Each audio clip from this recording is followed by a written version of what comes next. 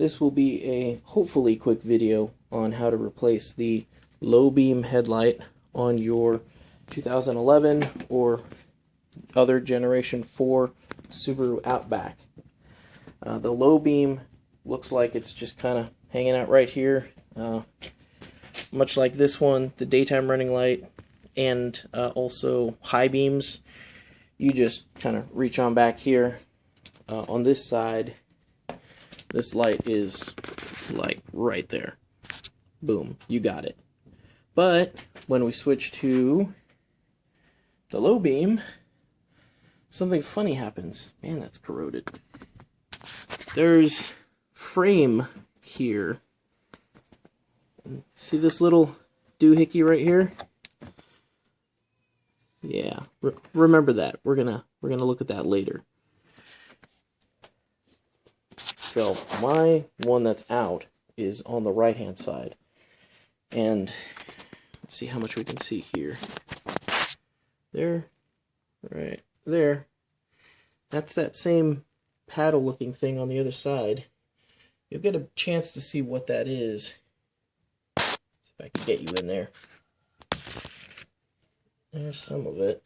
This is just all frame down here, and the frame just butts right up against this housing where the light, the headlamp actually is. So you kind of stare at it and go, where on earth am I supposed to put this thing in? And how am I supposed to get it out? And this is, unfortunately, the easy way to do it. We're going to turn the wheel on the side we're going to change all the way in, and we're going to identify some of these connectors. And what we're going to do is take in, see that moving? This whole plastic part, we're going to bend it back, fold it back without tearing it, and we're going to reach through here, up into here, behind this lighting fixture. So, yeah, thanks a lot, Subaru. Seriously. Mine originally went out while I was driving home from Florida with my family in, it was about twilight, so that was when we kind of started to realize that both headlights went out at the same time. And we were like an hour and a half from home, and I had no low beams, and we didn't want to, I was already a day late for work from our vacation, and it was a mess. So somehow we made it home, and then I started to figure out how on earth to replace these, and this is the best way, or the quickest way, I should say. The other way that I've heard is people take off the front bumper, which is not supposed to be that hard, but seems like a rather involved process. You can probably find videos on that, but let's get into this right now. Alright, so check out these guys.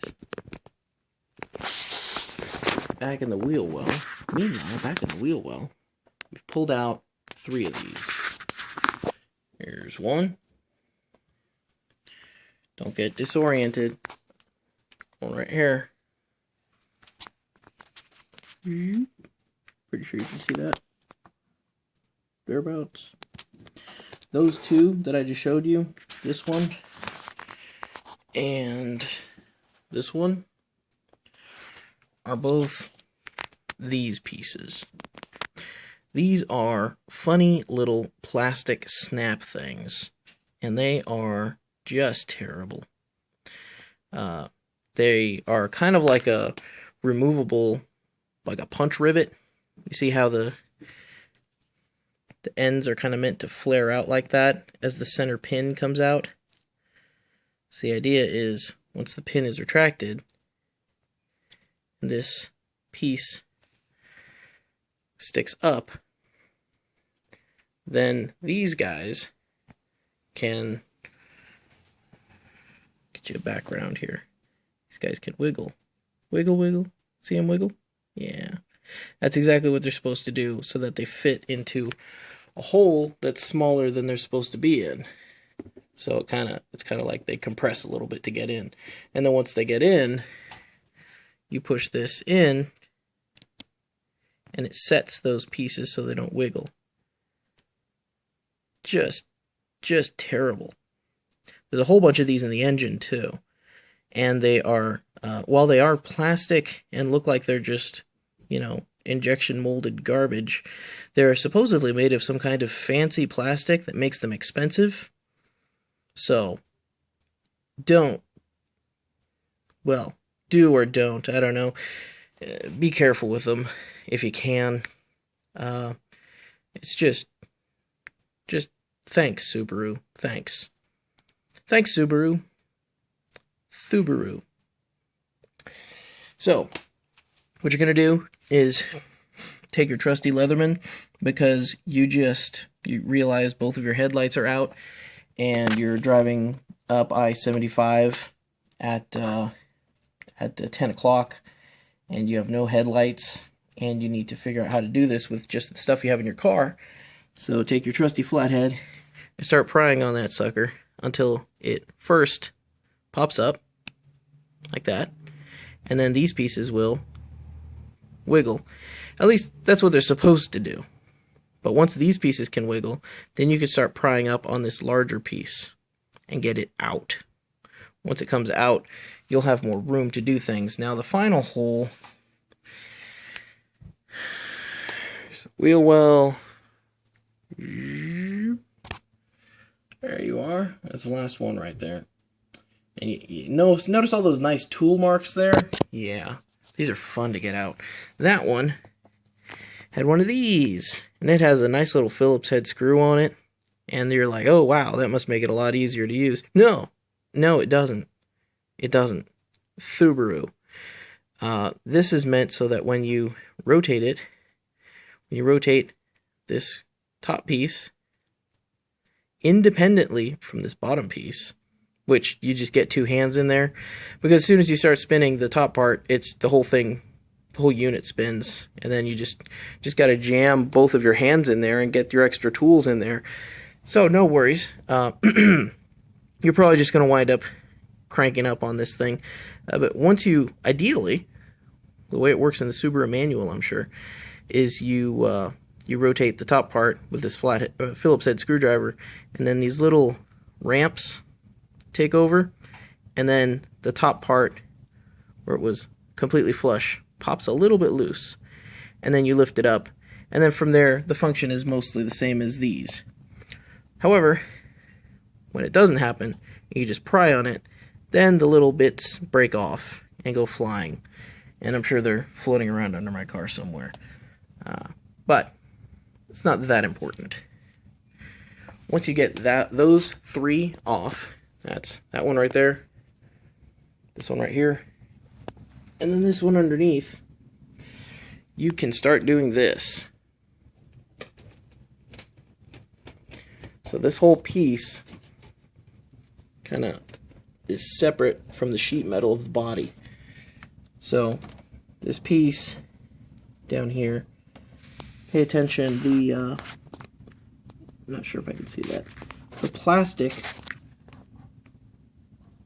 there we are. The plastic is on top of the sheet metal, right? So this is plastic right here.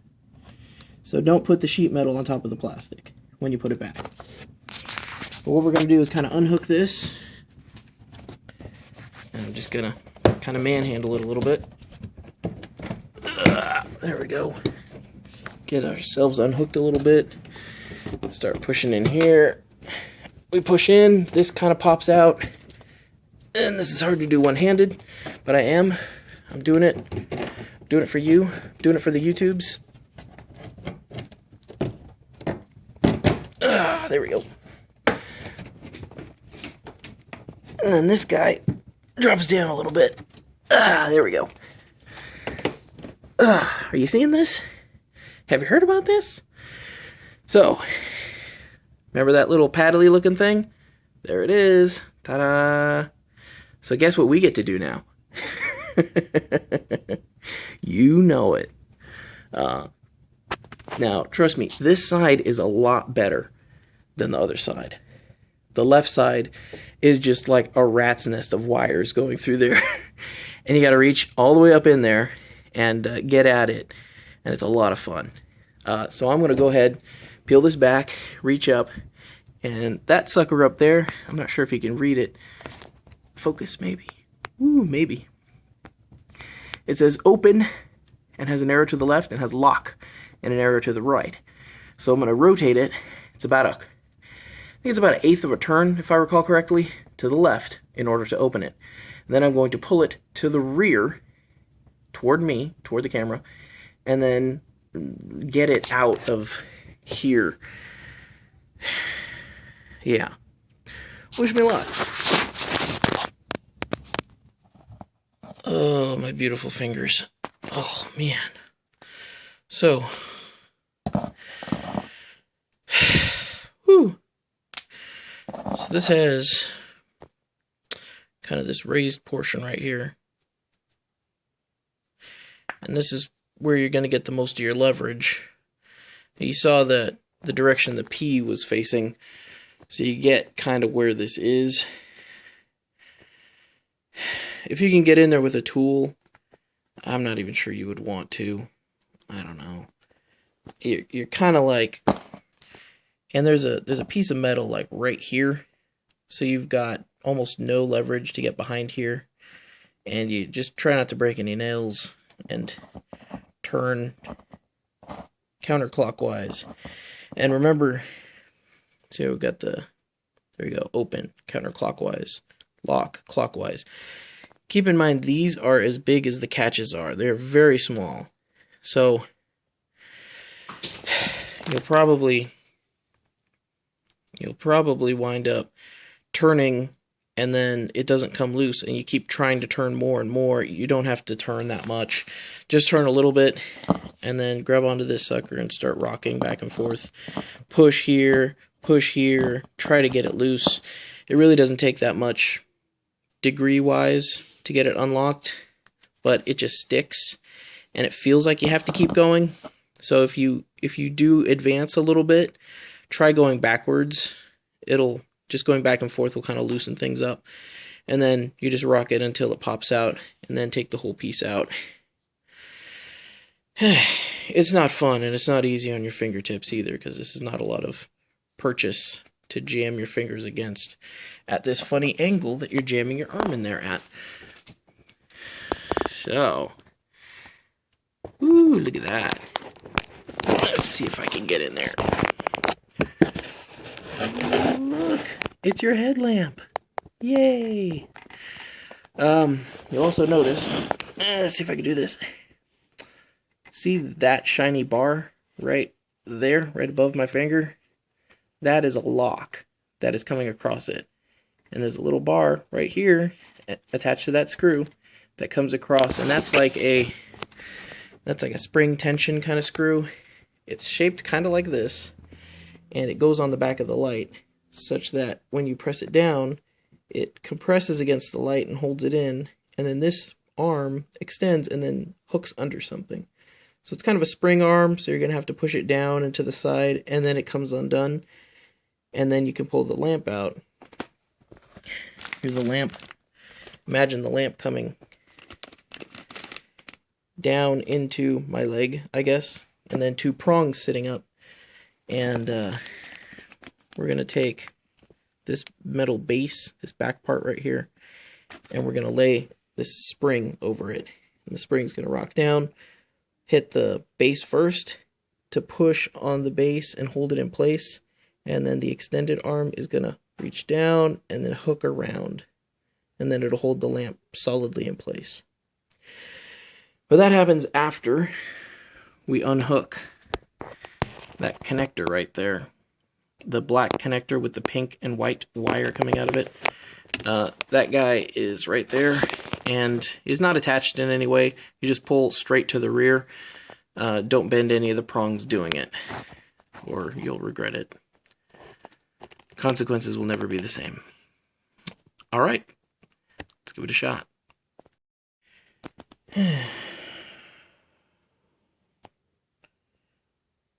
Looks pretty unhappy. Come on, give me some focus.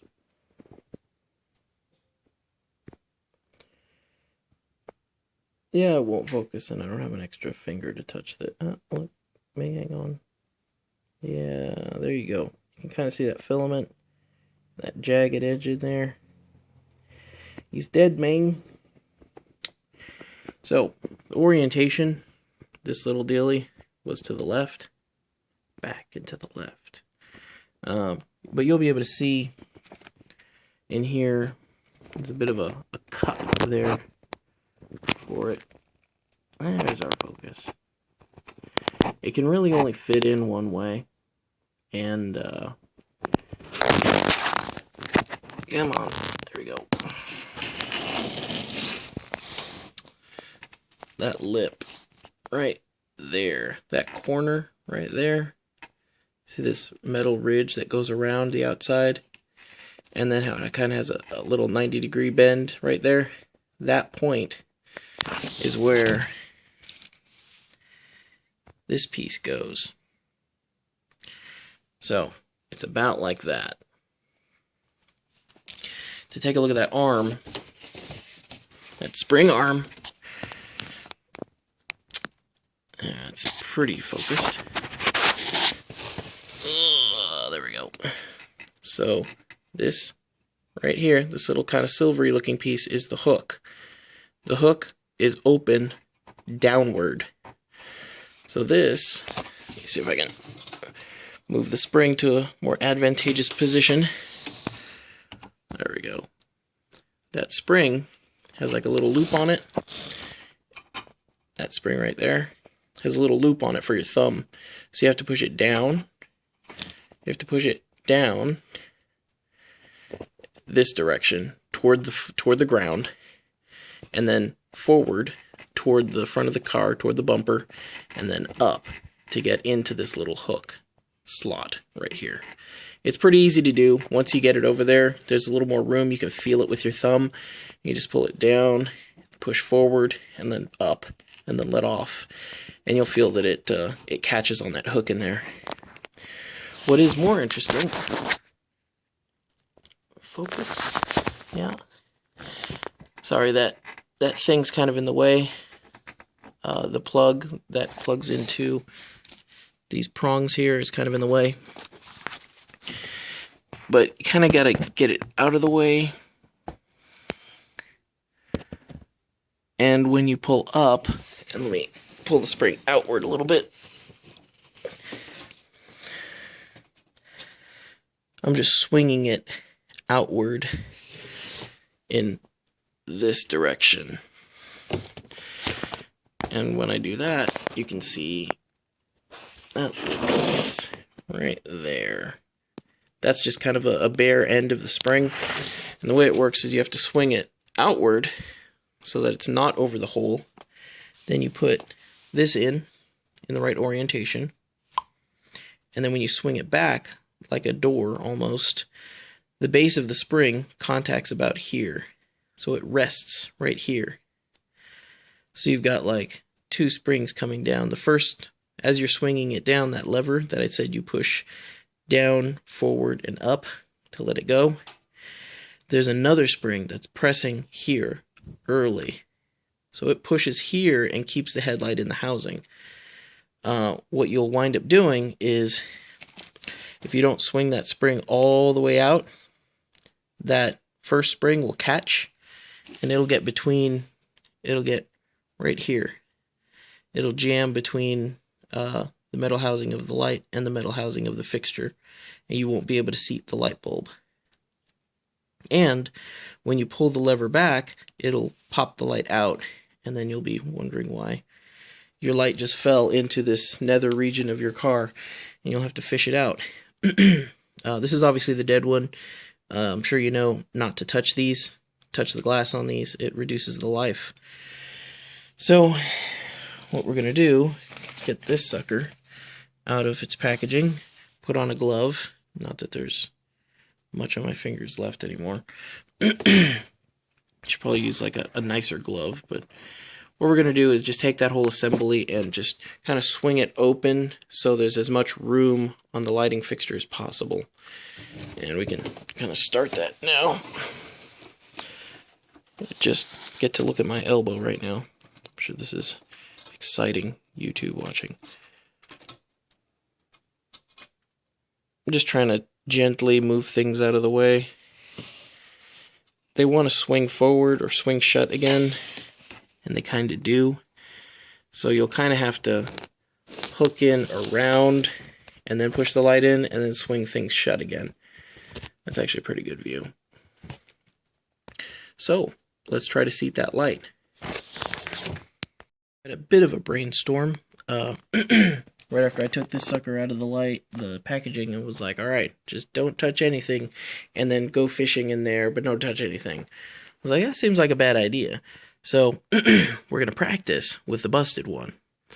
And what I've figured out, at least so far, what has worked for me, after repeated attempts, putting my ring finger here on the edge, and keeping my index finger kind of free to hook that spring out of the way, and then I'm kind of going up there, I'm kind of cutting in from the side, and then I'm hooking that spring out of the way, and then just getting it into the receptacle. And once it's kind of in there, you can kind of grab the prongs and spin it around until it kind of seats in place, and you'll feel it, because once it seats in place, there won't be any wobble when it's forward. And then you take that spring, hook that spring with your finger, bring it all the way around, find that little thumb point that you felt when you pushed in, moved down, and then let it out. Find that thumb point, hook around the top, push it down, forward, up, and let it go. So again, practice with the busted one, just in case you do something funny, or even possibly lose it. But you just want to make sure that you're able to hook that spring tension thingy out of the way, and then get it in seated the correct way, and then push that spring closed again. So, I wish I had some magic way to tell you how to do this, but there's a lot of feel involved. And if you put gloves on, you're going to lose a lot of that sensation that you're going to need. That detailed feel and touch, where you're going to be able to figure out what's going on and figure out how well seated this is. So my recommendation now is don't use gloves, unless you're going to use like really like medical gloves or something. But practice with this. Just grab the edge here and don't touch the glass. Don't touch the sides. Operation, etc. One more point. Don't get frustrated. If you get frustrated, you're going to screw it up, and you're going to drop the bulb. Just take your time. There's no real rush. Spending the extra time getting yourself oriented, making sure that you feel things exactly the right way, making sure things are locked in correctly, is worth it. Because if you do it wrong, you're going to spend 3 times that amount of time undoing your mistake. Or buying a new one. Not a new light bulb, not a new mistake. You might do that too. Yeah, so just take your time. Yeah.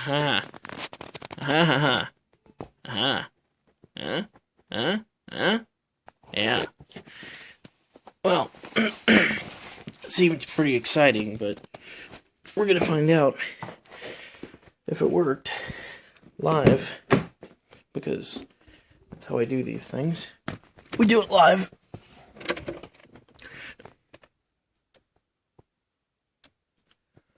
Woohoo! Looks good. Oh. My poor fingertips. Oh wait, they'll be poor after I put that back on.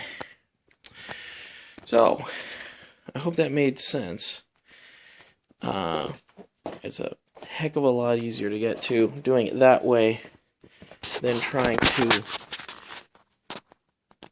get in through there You can almost see some stuff. Yeah, look at that. Seriously. The worst thing about this is this model, this series, actually had a lot of problems with their headlights. And apparently it was related to the auto feature on your lights. If you set your headlights to auto, this sensor thingy, I think it's this thing, does a terrible job of determining when it's actually dark and when it's just like you go under a bridge. So Subaru recommends you leave the auto feature on, and I turned it off because I thought it was stupid. It turns out that was the right move, because if you leave it on, it just runs. Yeah, I don't want to be futzing around in there with the power on. But if you leave it on, the lights switch on and off constantly, and prematurely wear out the battery, or kill the lights, basically. There we go. So, I got people that are changing their headlights like 3 times a year. Seriously. Until they finally got like a recall, semi-recall thing going. Which, if you haven't heard about, go ahead. If you, for some reason, have receipts from when you bought headlights to replace last, or if you had to bring it to Subaru because replacing the lights is so ridiculously difficult, then it's like a whole bunch of labor to get them replaced. So, if you did go to a Subaru dealership or didn't do it yourself, if you did not do it yourself, then you have a receipt or a record of a receipt that you can send into them.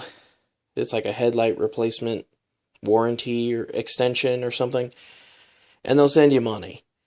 So that's, well, it's too little too late, but whatever. Don't use the auto feature. I'm gonna pop that baby back on and then get some of these seated, and seriously consider whether or not I'm going to buy a new one of these, or just call it quits.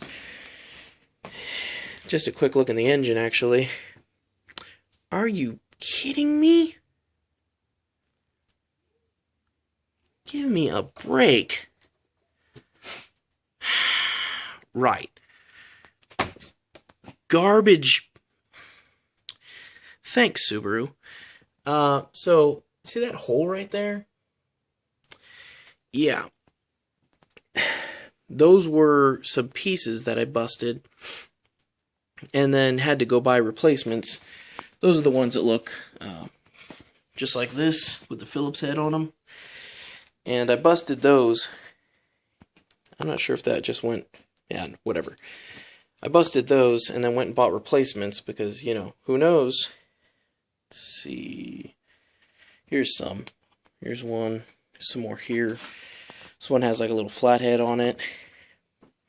So I bought replacement ones, and I put them back, right, and they're gone, which means they just fell out, which means I didn't need them in the first place.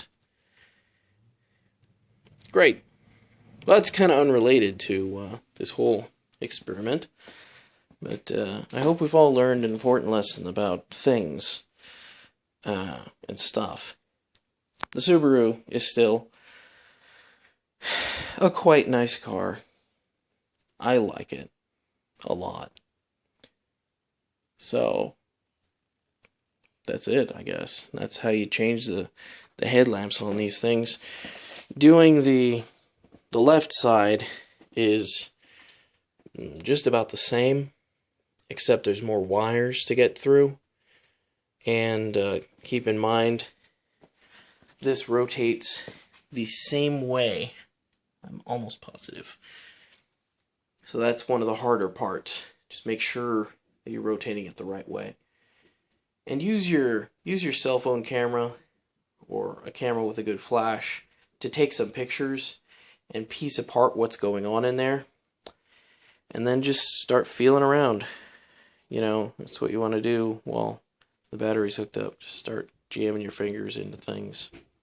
Good times. Anyways, have a nice day video, Subaru.